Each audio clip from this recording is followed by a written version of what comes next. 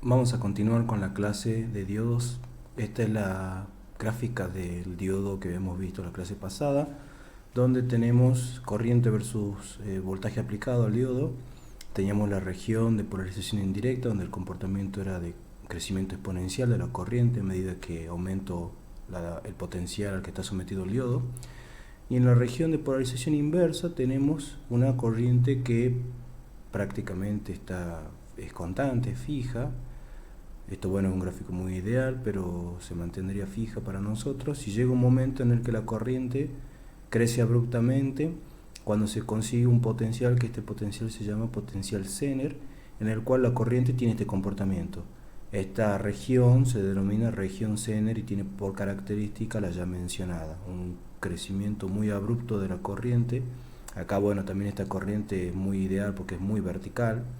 Si bien hay una ligera pendiente hacia la izquierda, donde la corriente va a ir creciendo, pero también se va a ir moviendo acá en la tensión hacia la izquierda, pero en muy poquito su cambio. Y la corriente, como verán, circula en dirección inversa. Entonces este tipo de región y da lugar a otro tipo de diodos que se aprovechan de otra manera. Volviendo a la gráfica común, el comportamiento según la temperatura es que la curva azul es una curva, por ejemplo, a 25 grados centígrados, y si tengo que la temperatura aumenta, como por ejemplo a 125 grados centígrados, que sería la curva punteada, está con guiones, se dispara antes el diodo. Si se fijan acá, dispara antes, empieza a conducir antes. Bien, sigue el comportamiento exponencial, el mismo que ya habíamos determinado la clase pasada. Y acá abajo también genera una región de una corriente constante de saturación inversa, pero es mayor que en el caso de la polarización inversa a una temperatura de 25 grados centígrados. Y también la región Zener ingresa después, ¿sí? Entra después, porque acá si se ve que entra a 30 voltios, acá ingresaría poco más de 40 voltios, ¿sí?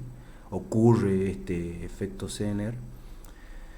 Y cuando tengo la temperatura de menos 75 grados centígrados, por ejemplo, se dispara después. O sea, acá si se fijan, tarda en levantar la curva para una temperatura más fría que la de 25 grados centígrados, y acá la corriente de saturación inversa es muy pequeña, mucho más pequeña que la de 25 grados centígrados, y la región Zener aparece mucho antes que la región Zener para el caso de 25 grados centígrados.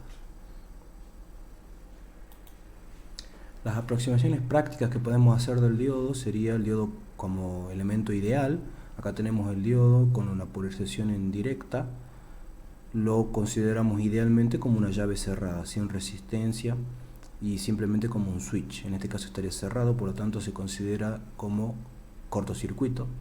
Y acá tenemos el mismo diodo conectado en inversa, con polarización inversa, y se lo considera como un circuito abierto, o tenemos acá una llave abierta, que esto sería una aproximación ideal también. Si vamos con estas aproximaciones a la gráfica de la curva del diodo, tenemos en negro la curva del diodo normal, bien, la curva del diodo que venimos viendo hasta ahora de propósito común, y tenemos en celeste lo que sería según la aproximación ideal, el diodo ideal. Tenemos que, si se fijan acá en el tramo de polarización inversa, habíamos dicho que lo íbamos a considerar como un circuito abierto, y considerándolo como circuito abierto tendríamos una aproximación de resistencia infinita, porque si se fijan acá la curva está bien en cero, la curva celeste está en cero en la corriente. Eso quiere decir que tengo un circuito totalmente abierto que sube una resistencia infinita. Bien, entonces sería en 0 amperes, cualquier voltaje. Acá si se fijan hay varios voltajes que aparecen, pero este sería el caso de polarización inversa. Y en polarización directa tenemos un cortocircuito, entonces tenemos una resistencia nula, lo cual da esta gráfica vertical, bien, donde tenemos caída de potencial cero, y con la corriente puede estar en cualquier punto de este eje, bien. Eso sería considerándolo idealmente el diodo.